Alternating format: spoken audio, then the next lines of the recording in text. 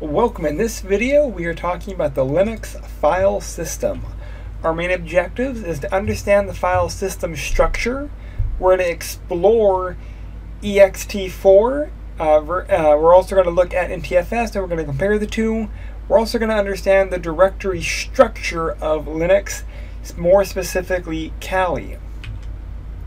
So again, we have to understand what a file system is, because there are multiple meanings to what a file system actually is defined as. So every general purpose computer will need some way to store data as various types of medias. Whether we're storing data on a hard drive or whether we're storing data on a flash drive, we need to be able to organize that data on that storage device. And that is what a file system allows us to do.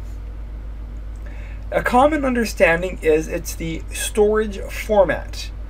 There's also the directory structure, and there's a logical structure to our file systems.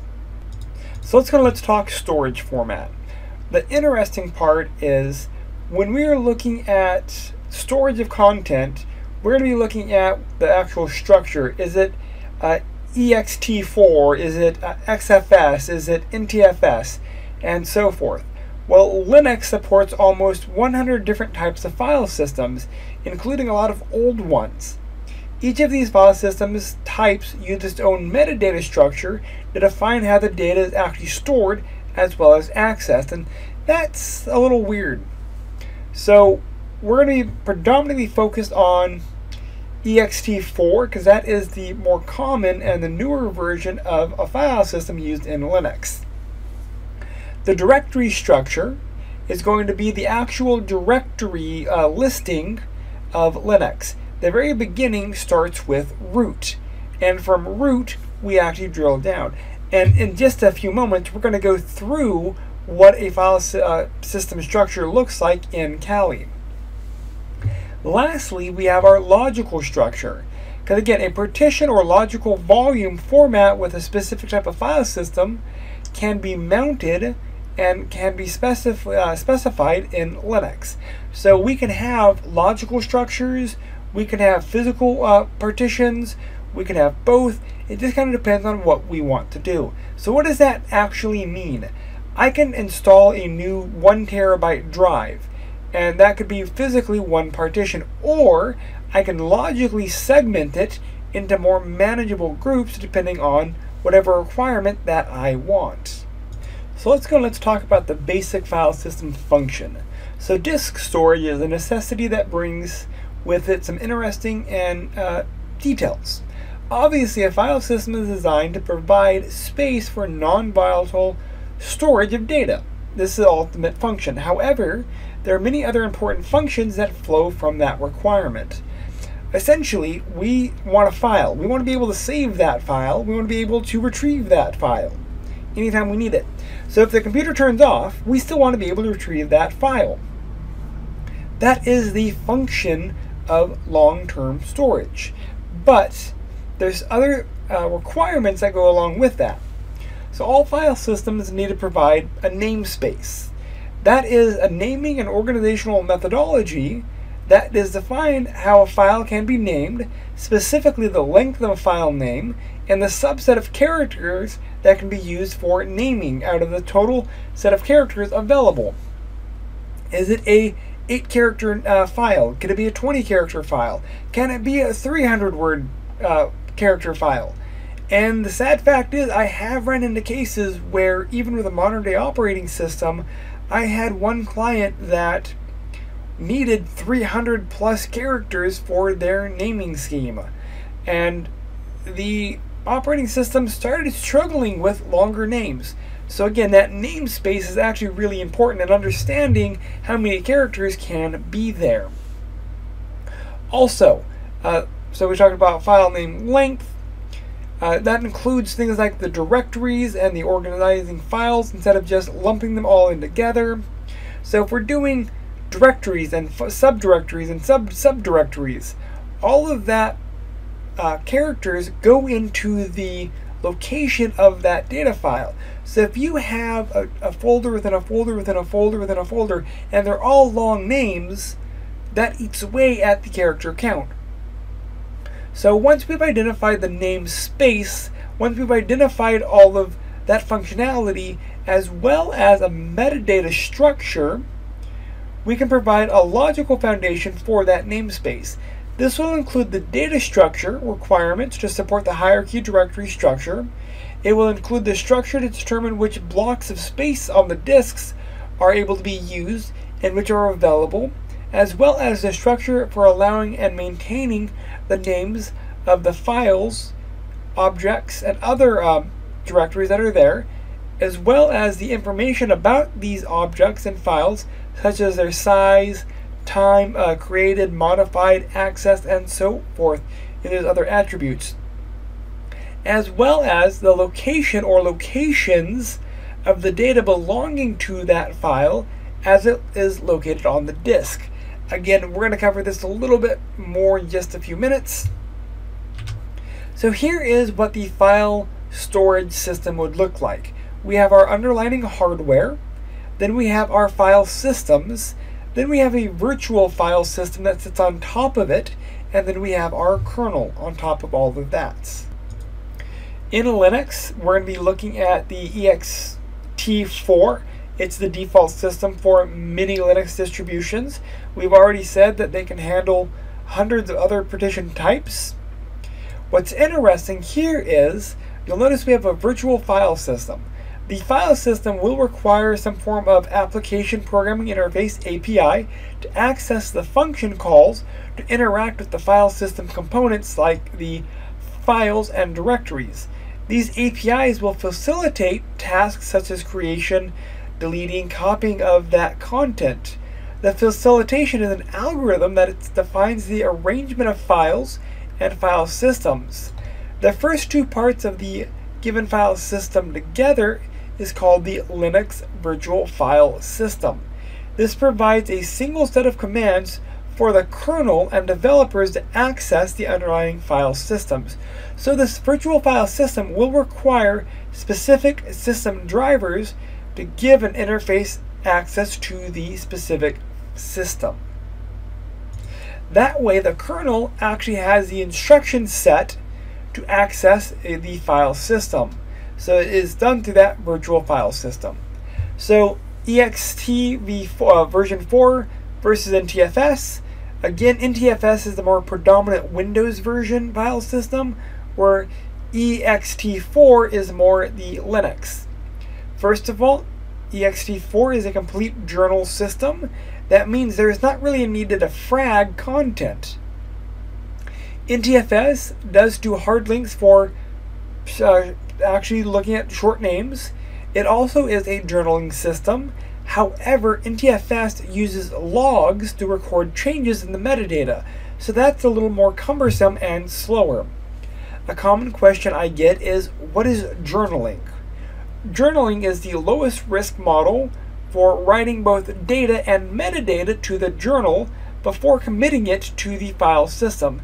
This ensures consistency of the file being written to, as well as the file system as a whole, but can significantly decrease performance depending on how the metadata is written. Again, NTFS does logs. That makes it a lot slower. So let's go and look at the Linux file system features. That's going to be things like specific paths, partitions, directories, and drives. Understanding that Linux is also very case sensitive. In Linux, there are file extensions, like in any operating system, and a file may have the extension, for example, .txt, but it's not necessarily that a file should have that file extension. So when you're working with a shell, you can create a file extension that's not correctly matched. So doing our file creation via a GUI is typically a little bit better. There are hidden files. Linux will distinguish between a standard file and a hidden file. Mostly the configuration files are hidden. Usually you don't need access to be able or read the hidden files. So hidden files in Linux are typically represented by a dot before the name. So .ignore, .access, or .test file. the dot at the very beginning denotes that they are hidden. So let's talk more specifically about the paths. In Linux, there are a tree-like structure in organizing our content. Here's a good example. This is also known as a Linux File System Hierarchy Standard, FHS. At the very top, we have root. Underneath root, we have all of our subdirectories. All of those subdirectories have a very specific role to play. I wanted to point out a very specific subdirectory here. I wanted to talk about mount, MNT. The term to mount a file system in Linux refers back to the earlier days of computing, when a tape or removable disk pack would have to be physically mounted to appropriately access that device. So after you would physically place the drive in, the file system on the disk pack would then be logically mounted to the operating system. That way the operating system could actually access it. As before noted, here is a tree-like structure for looking at the directories. We have several key directories that we need to understand. The very beginning is root. That's the top layer. Other directories are like /bin. The bin directory contains user executable files. We have a boot section. This will contain the static bootloader and the kernel executable, as well as configuration files required to boot the Linux computer. We have a dev. This directory contains the device files for every hardware device attached to the system. We have the etc, etc. This will contain the local system configuration files for most host computers. We have a home directory. This stores the user files. We have a library, or lib. This will contain all the shared library files that are required to boot the system. We have a /media. This is the place to mount external removable media devices such as USB flash drives and other things. We have a mount folder. This is a temporary mount point for a regular file system. And it's not removable media. That's going to be in media. Basically, this is where the administrator is repairing or working on a file system. We have the op location. This is the optional file such as vendor supplied application programs that should all be located here. We have our root location. This is separate from the top tier root. This will actually be root/root, and this is the home directory for the root user. We have our sbin. This is going to be the system binary. These are all the executables used for the system administration. We have a temp folder. This is going to be again the temp directory. We have a user folder. These are shareable read-only files including executable binaries and library, man files, and other types of documentation that are shared.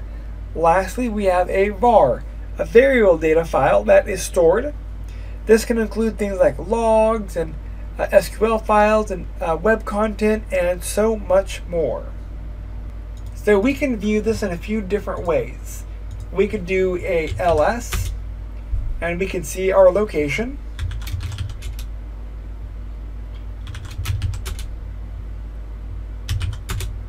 So here we can see our bin folder, our dev, our home, our var, our sbin, our root, and so forth. Notice this is our location. We are at root.